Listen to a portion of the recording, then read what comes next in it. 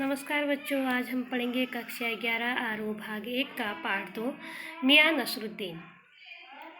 यह हम सहमत संग्रह से लिया गया है। इसकी लेखिका है कृष्णा सोबती जी। कृष्णा सोबती जी का जन्म सन 1925 ईस्वी में गुजरात में हुआ था।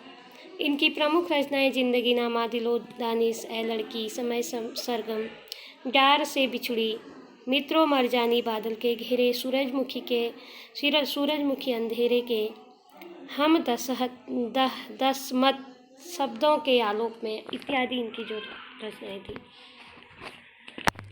इन्होंने मियाँ नसरुद्दीन जो कहानी लिखी है उसको एक विशिष्ट के रूप में लिखा हुआ है। मियाँ नसरुद्दीन शब्द चित्र हम हसमत नामक संग्रह से लिया गया है। इसमें खानदानी नानबाई मियाँ नसरुद्दीन के व्यक्तित्व, रुचियों और स्वभाव का शब्द चित्र खींचा गया है। मियाँ नसरुद्दीन अपने मसीहाई अंदाज से रोटी पकाने की कला और उसमें अपने खानदानी महासत को बताते हैं। वे ऐसे इंसान का प्रतिनिधित्व करते हैं जो अपने पेशे को कला का दर्जा देते हैं और करके सीखने को असली हुनर मानते हैं। मियाँ नसरुद्दीन जो कृष्णा सोबती जी ने लिखा है, इसमें इन्होंने सजीव और मनोरंजक वर्णन किया है। मियाँ नसरुद्दीन जो थे मटियाल महल के गड़ैया मोहल्ले के रहने वाले थे। इन्होंने ये एक खानदानी नानबाई थे। इनको 26 प्रकार की रोटियां बनाना आता था और इस कला में क्या थे, बहुत उस्ताद थे। इनका आत्मविश्वास और जो फड़कपन था इनमें बहुत बढ़िया तरीके से झलकता था।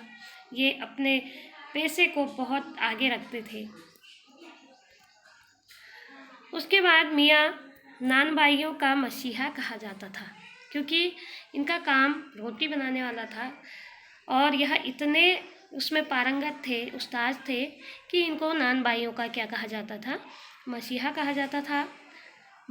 इनका जो बादशाह प्रसंग था, मोहम्मद मियाँ की हाथों का ज्ञान नहीं था, तथ्यों का ज्ञान नहीं था। इनको तथ्यों का ज्ञान नहीं था, बल्कि यह करने पर ज़्यादा विश्वास रखते थे। ये कहते थे कि किसी भी काम को करने से पहले हमको उसको अच्छी तरह से जान लेना, पहचान लेना बहुत ज़रूरी होता है, क्योंकि किसी भी काम को करने के लिए उसका तह तक पहले उसको नीचे की सीढ़ी से चढ़ना पड़ता है, तब जाके हम लोग लास्ट की सीढ़ी में जा पाते हैं। इनमें जब कृष्णा सोबती जी इनके पास गई थी और इन्होंने उनको अनेक प्रकार के क्वेश्चन पूछे थे कि आप ये रोटी बनाने का धंधा क्यों करते हो, यहाँ पर क्या करते हैं। जब वो वहाँ से गुजर रही थी तो उनको रोटियाँ बनाने की पट पट की आवाज़ें आई। उन्होंने कहा कि आप ये रोटियाँ कैसे बना रही हैं, इन रोटियों यहाँ पर आपका क्या रोटी बनाने की कोई कारखाना है। उन्होंने कहा था कि झाँका और वो चारपाई में बैठी क्या कर रहे थे, बीड़ी का मज़ा ले रहे थे और मौसमों की मार से पका चेहरा, आंखों में उनकी काइयाँ झलक रही थी। अब उन्होंने उनसे पूछा कि मियाँ, आपका जो ये धंधा है, क्या यह कामकाजी धंधा, ये रोटियाँ बनाने का धंधा है। उन्होंने कहा कि और यह धंधा आपने कहाँ से सीखा। अनेक प्रकार के जब वह क्वेश्चन उनसे करने लगी तो उनको थोड़ा उनका दिमाग ठनका और उन्होंने कहा कि क्या आप पत्रकार तो नहीं हो, क्योंकि वो पत्रकारों को निठल्ला समझते थे। उन्होंने कहा कि पत्रकारों का तो कोई काम होता नहीं है, हम लोगों का तो एक पेशा है, हमारा खानदानी पेशा है और हम खानदानी लोग मैंने अपनी विरासत में इसको सीखा है। मेरे दादा दादी और ये मेरे पापा लोग भी यही काम करते थे। खानदानी इनमें बहुत बड़प्पन था कि ये समझते थे कि हमारा खानदानी पेशा है और वो पत्रकारों को निठल्ला समझते थे। वो सोचते थे कि इनका कोई काम नहीं है और एक ही काम है लोगों से क्वेश्चन पूछना। तब उन्होंने सोबती जी से पूछा कि क्या आपका कोई आप पत्रकार तो नहीं है। क्योंकि पत्रकार निठल्ले होते हैं। उन्होंने कहा, नहीं, मैं पत्रकार नहीं हूँ, मैं आपके यहाँ से गुजर रही थी तो मुझे लगा कि मैं आपसे कोई क्वेश्चन मैं इस बारे में पता करूँ। तो उन्होंने धीरे धीरे मियाँ नसरुद्दीन जी ने उनसे बताया कि हम लोगों का ऐसा ऐसा धंधा है, मैं इस धंधे को शुरू से करता हूँ, अपने दादाजी से मैंने ये सीखा है।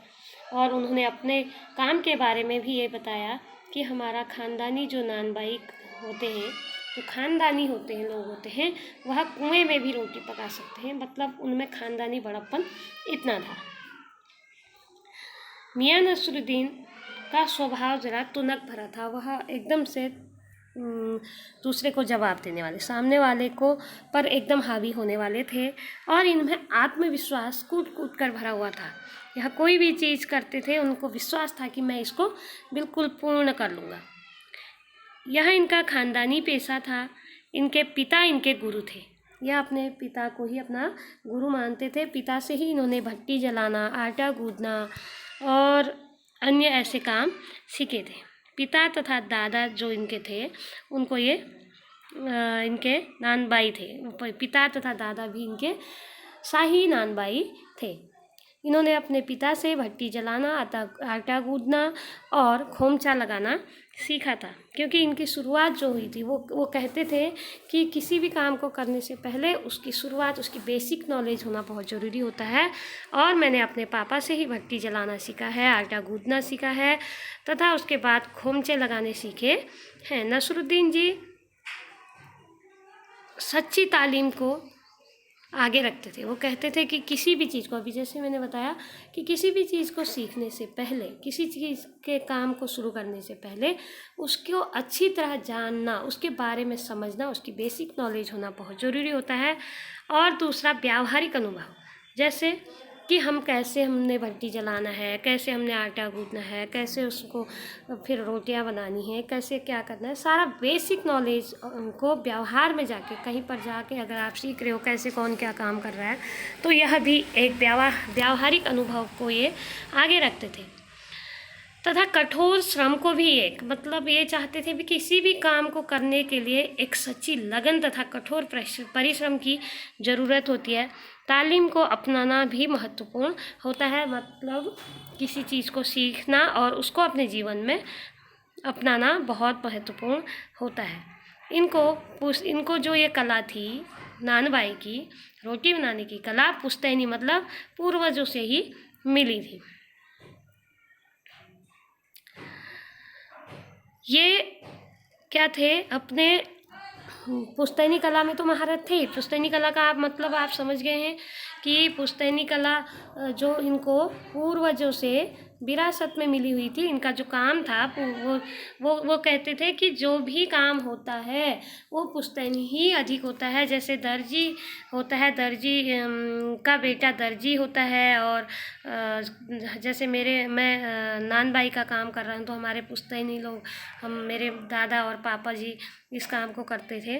तो इसमें ये महारत थे। वाक्पटुता, बोलने की इनमें क्या थी, बहुत बड़ी कला थी।